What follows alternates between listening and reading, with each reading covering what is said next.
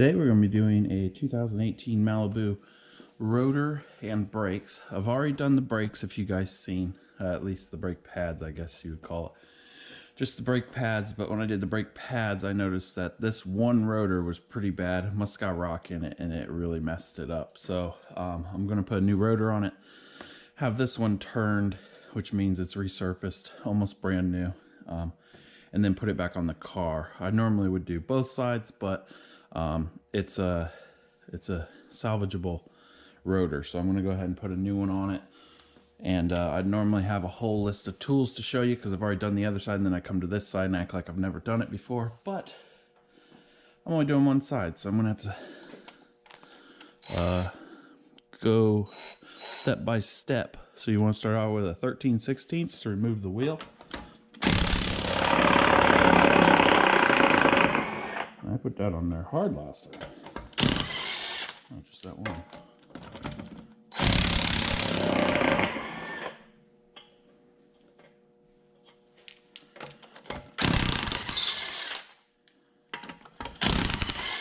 Now this ain't like a normal brake rotor because it actually has a Allen key in it, which is something they're going to. I'm going to put anti-seize. There's actually rust in that one, so maybe that's why it didn't want to come out. I'm going to put anti-seize on it when I put it back in. Also, this video is going to be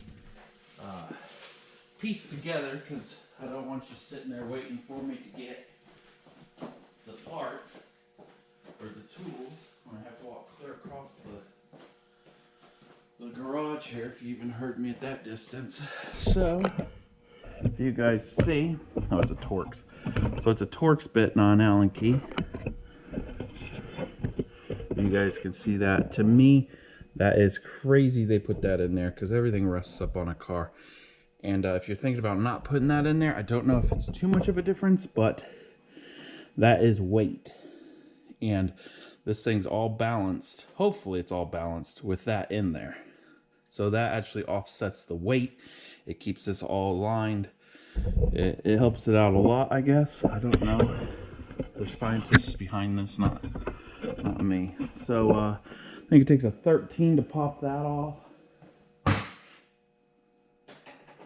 Saying I think because I just did it last week. Oh, it's not a 13 this week.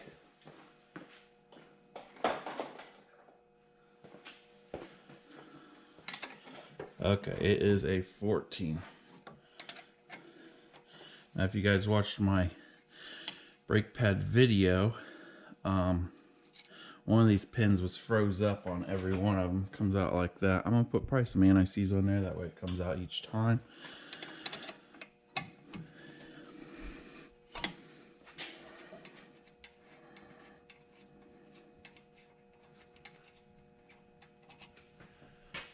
Another lower screw. Sorry if you guys can't see all that. And then I normally take a Phillips standard screwdriver and fit in there in this spot right here, pry it out. But I just had them out last week, so shouldn't have a problem.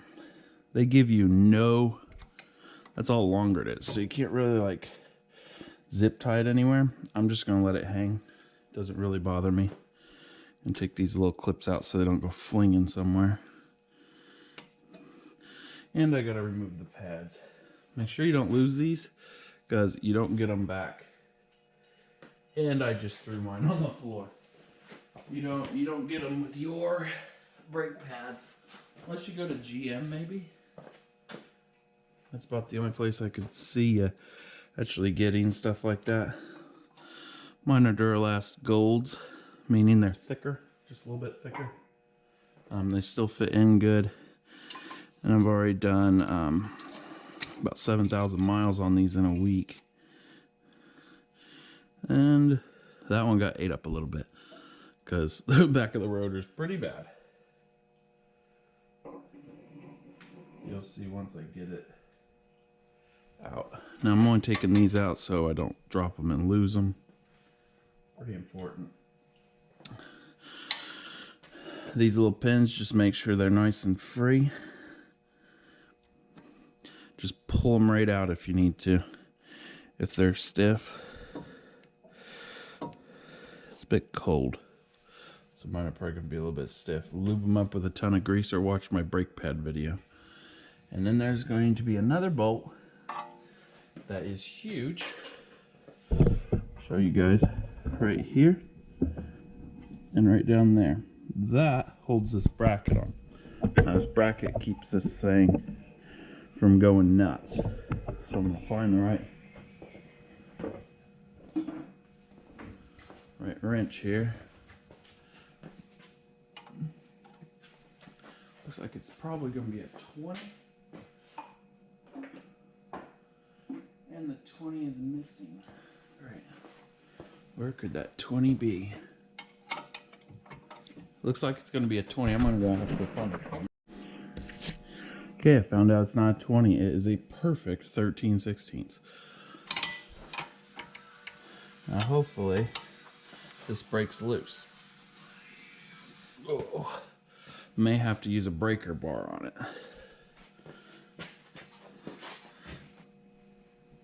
Oh, I have it up on lift, so I really don't want to like wiggle it too much. Ooh, got some damage right there. Oh, that just happened too. Holy cow. Sorry I'm putting that on the video.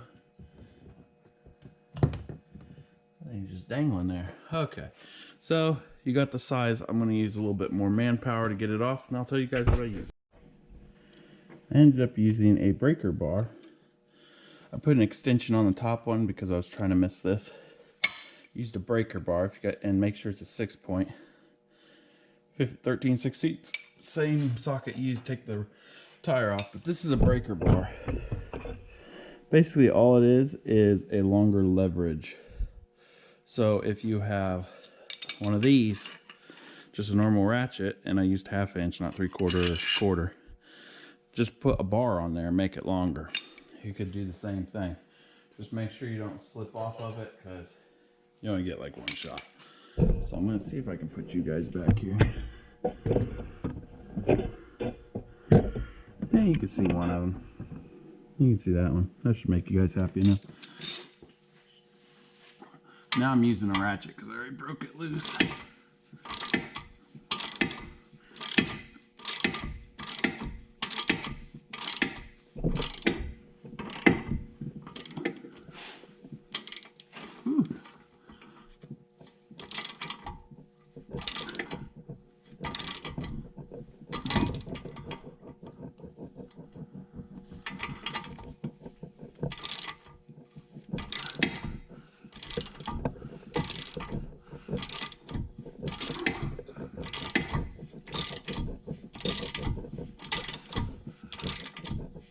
Definitely a lot stiffer than what I thought it was going to be.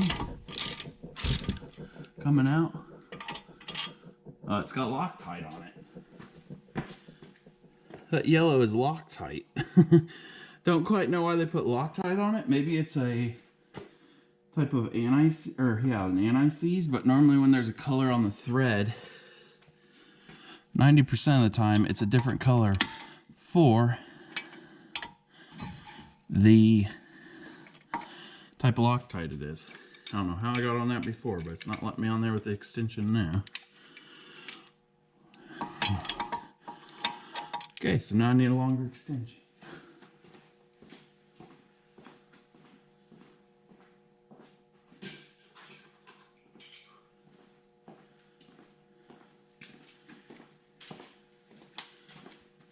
I'm guessing it wasn't Loctite. I don't know why they would have put Loctite on this.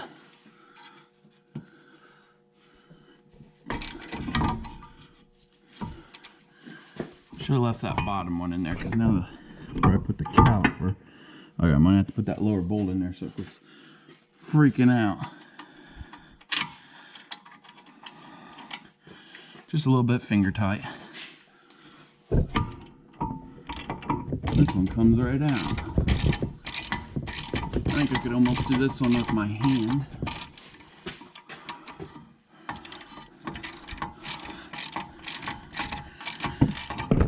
Oh crap. Dropped the caliper. I put the caliper back in its original position. I'll keep it out of the way and won't ink on that. wire too much. That feels like I could take it out with my hand. I ended up using an extension about that long. Only because it was hitting the strut. Like right here, this kind of bevels out a little bit. It was hitting that.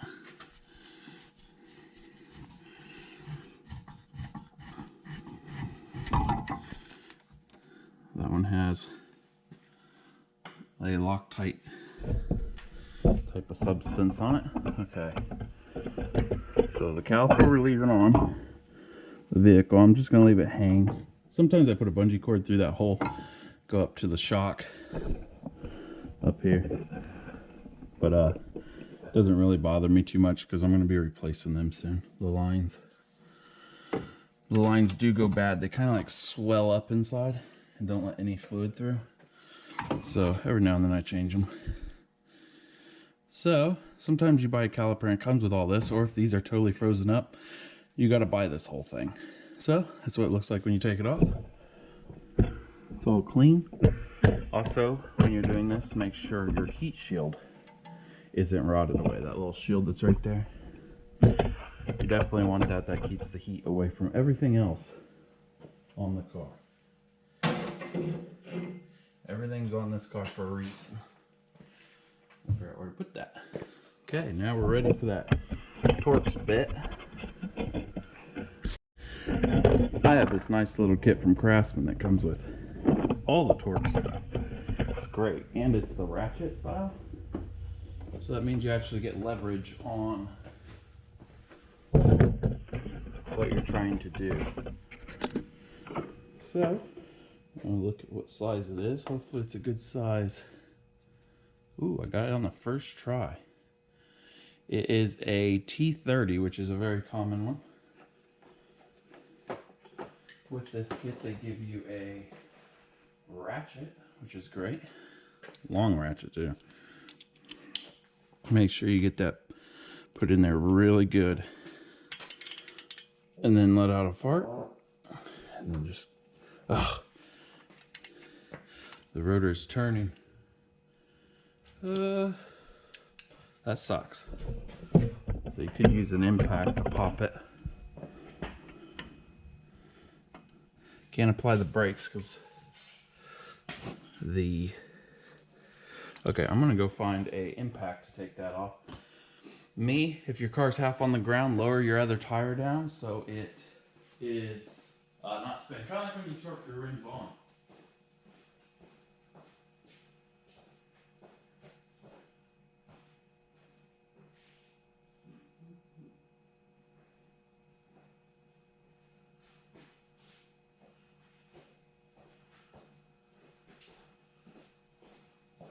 Guess I shouldn't have let you guys just sit there and run. Where? Oh, where is my impact?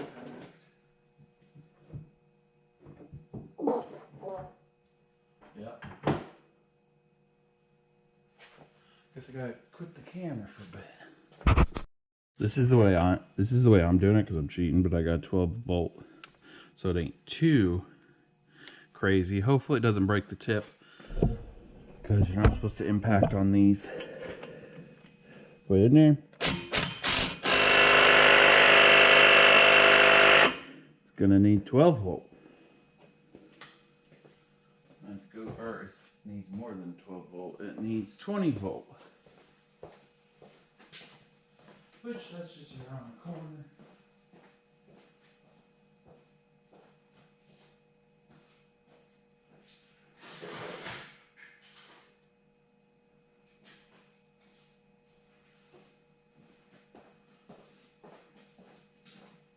Now I have an old 20 volt with a 4 amp hour battery in it. It should be able to break that loose.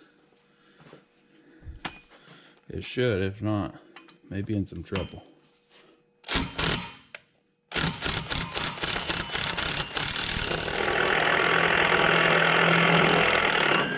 Now I'm not saying that all that was hard to do. 12 volt really is lacking on torque. I don't know if I want to put it back in or not. Can you see a little bit of rust on there? I won't put anti-seize on it, but if that thing don't come out in the future, like, why does it need to be on there, honestly? I don't know. I'm going to put it back on there only because I'm going on a vacation. I don't want any problems. I'll flip this over and show you guys this rotor. This rotor's pretty bad, but there are lumps out. And if you beat that with a hammer, that should be all right. But they'll just put a little knife on here, basically, and it will scrape off that layer. As long as you got enough thickness on the rotor, which I do, and the front is all right. So we'll have them turned, but let's put it all back together. Voila! Brought you guys back. So try to remember where your screw holes are. Looks like there's 2 of them. I'm gonna use that one. Looks like you could clean this up a bit. That's cool. The part number for the wheel bearings right there. Got a nice little nut for the wheel bearing. It's not too crazy. Just check everything else is good. Now I went to GM and bought my new rotor. Like, there's stuff on this.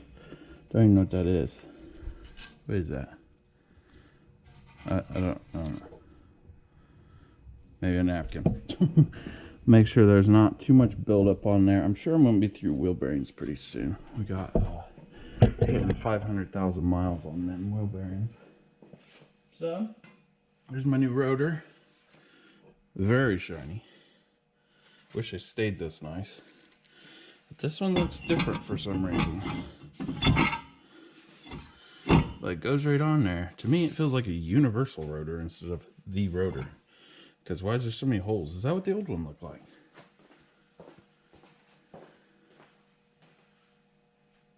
No, the old one had just that one hole. I'm sure you guys may have rewinded or something, but this is what they sold me.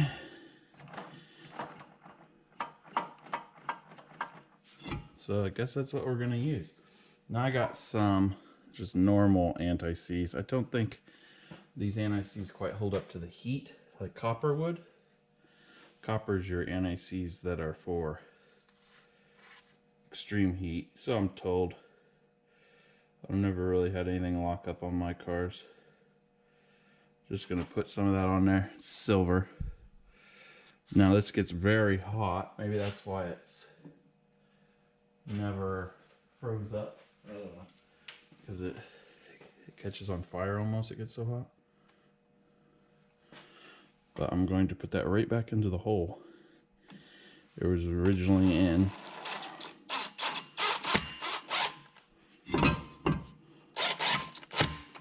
And I'm not even going to tighten it because that can't work its way out, because I've already checked it, because I was like, man, I really don't want to leave that in there. Remember, it's a T30.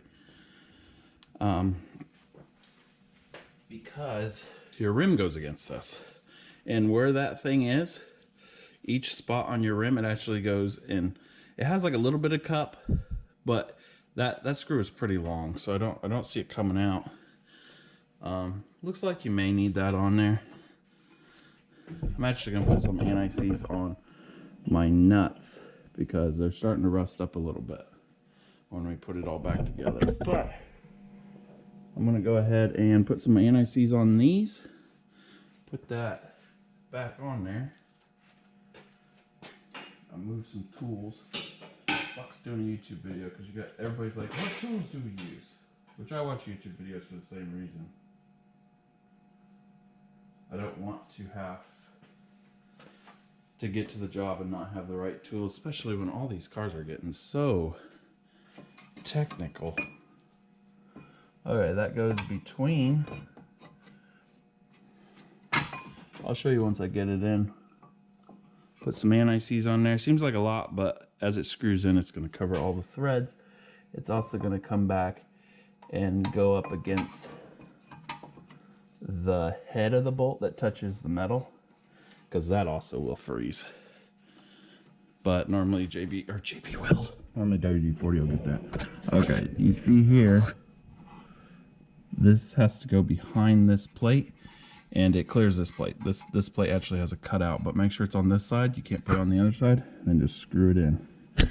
See how that has like a washer head on it? When it touches this, some of that will spit out and get on there and keep that from freezing up.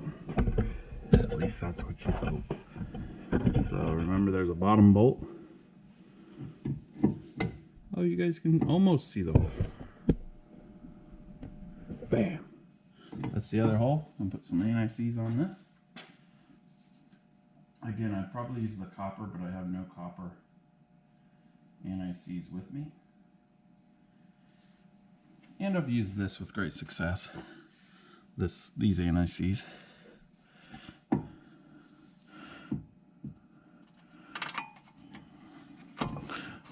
Move it back and forth until you feel it catch. Anti-seize also kind of lube it up, so it should go in pretty easy. It's a 13/16.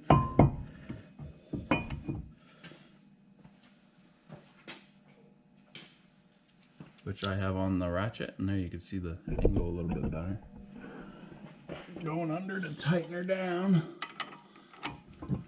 I'm sure there's torque specs, but I am just going to tighten it kind of tight with my own man strength.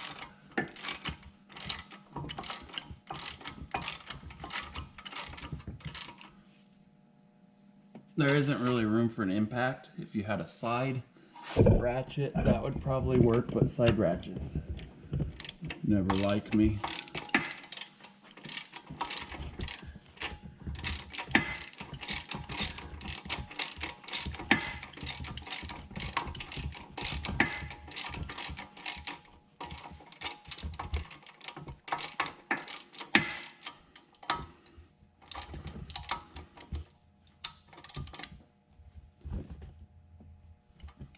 Okay. I almost thought it was all done, but we gotta put the brakes back on. Okay. So we're done with all them tools. Okay. So we're ready to put the things back on up here and them clips. So if you're doing the brakes, because I'm probably labeling this as a brake job too, put an old brake pad on there and use a C-clamp and have one side of the C-clamp there, the old brake pad right here, and push that cylinder back in. Now, if you're pushing that cylinder back in and you feel a lot of resistance, like a lot, or it feels like it's catching or something, it's going to need replaced. Because when you push your brakes, that cylinder pushes your pads onto this. When you release, it needs to release fairly quickly, but fairly quickly. But if it's not releasing right, it'll keep one side tight, or it does all kinds of stuff. But you want it to release, or your car will kind of pull one way. Normally it pulls the opposite way of what wheel is locking up. But normally replace them in pairs because they're both bad, both going to be bad, or you want them to work together.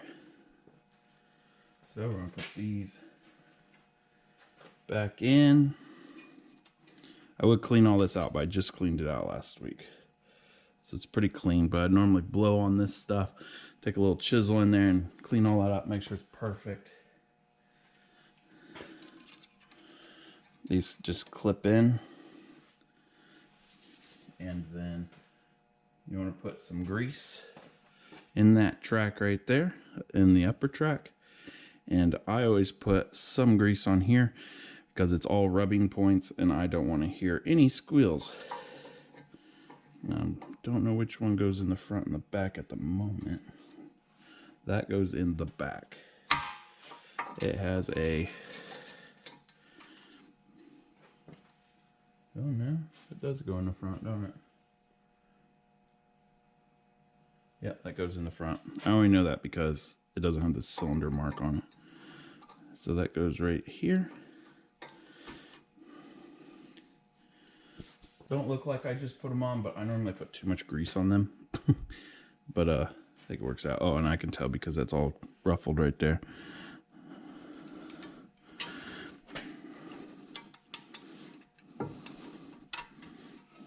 I gotta stick my own head in here.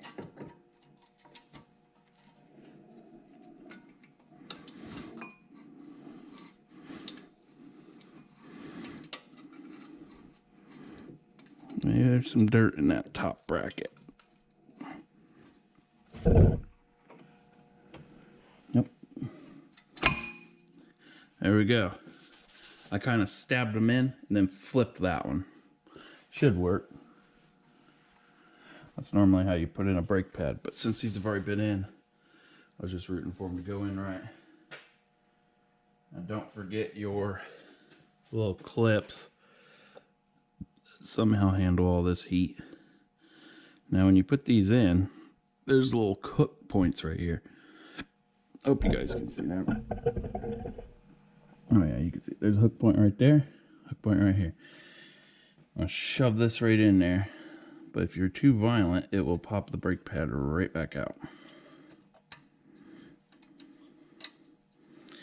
That's also to help them separate when you let off the brakes. GM looks like they're doing it this way. I think Chrysler, they have a Jeep, and it seems like they stab it into the brake pads, which is a pain to me. I never get it to work right. And if you lost them, might as well go to the junkyard, because GM probably ain't gonna know what you're talking about. Okay, so we're gonna put the caliper right back over it. I may have to push in my caliper, I don't know yet.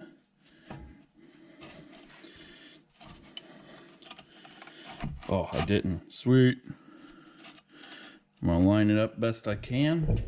There. I'm almost. So I'm gonna put some anti-seize on them little tiny bolts that I'm putting back in.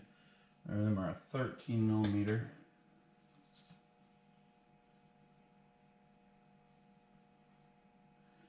Gonna put a very little amount on them. Yep.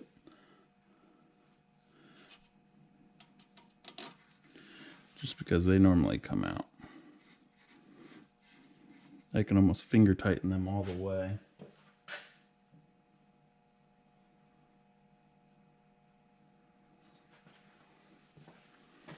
Just a little bit.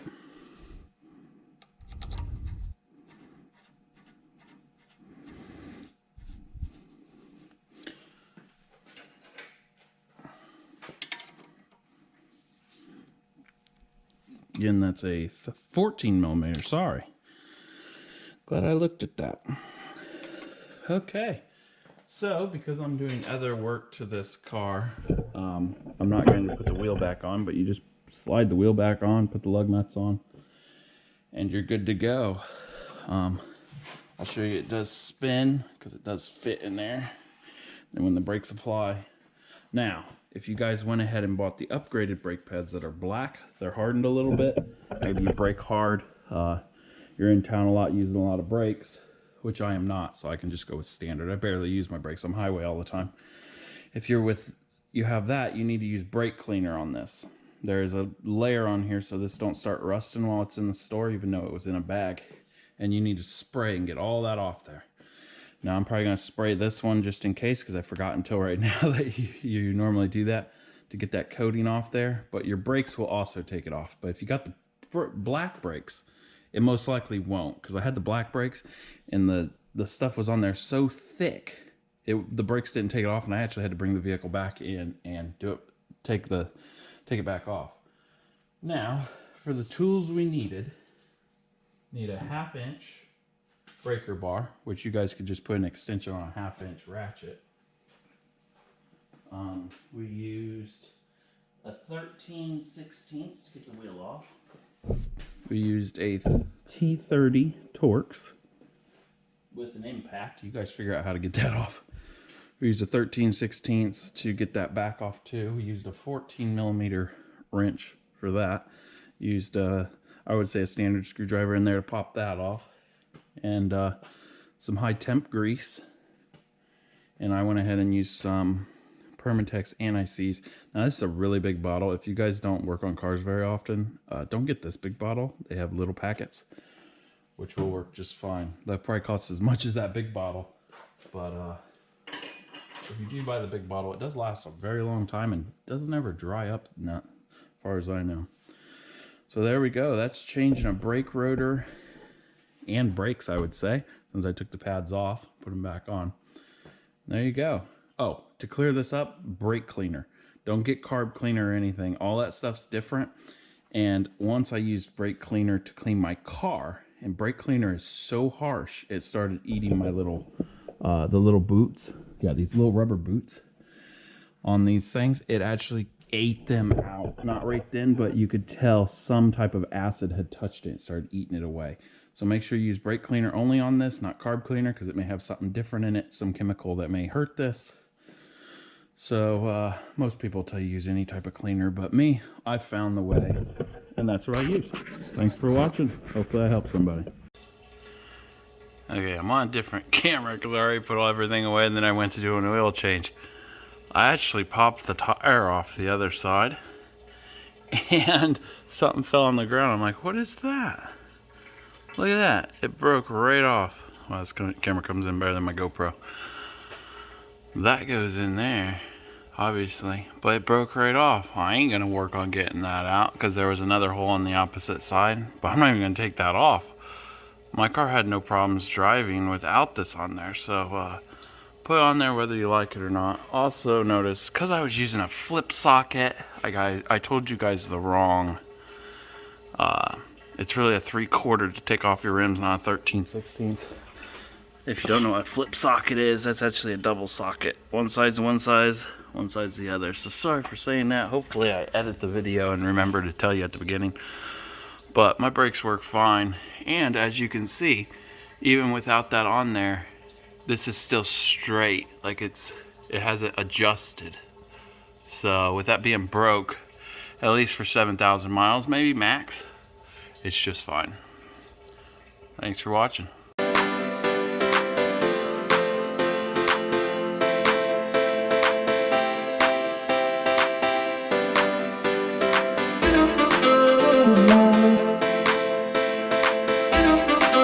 Good morning.